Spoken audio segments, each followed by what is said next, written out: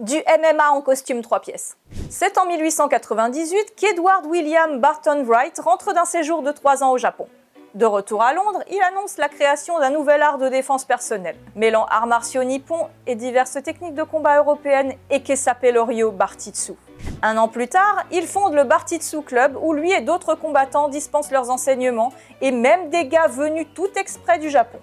Jiu-jitsu, judo, lutte, boxe anglaise, savate ou combat à la canne, les techniques sont variées et censées s'adapter à toutes les situations des dangers de la vie urbaine moderne.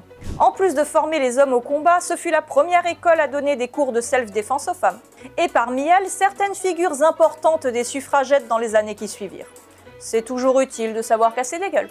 Mais ce club a eu une vie aussi intense que courte, car en 1903, il fermera déjà ses portes. Barton était vraisemblablement un assez mauvais communicant. Le jiu-jitsu finira par éclipser son art martial du gentleman et la pratique tombera dans l'oubli. Mais grâce à Sir Arthur Conan Doyle, qui fera de son héros Sherlock Holmes un expert de cette discipline, il restera une trace pour la postérité. Finalement, au début des années 2000, magie d'internet, le Bartitsu est redécouvert, voit un regain de popularité et une petite communauté se forme autour de la pratique. Barton était sûrement trop en avance sur son temps, il a un peu inventé le MMA avant l'heure, mais en plus classe quand même, faut l'avouer. Vous voulez plus de vidéos? Abonnez-vous à la chaîne.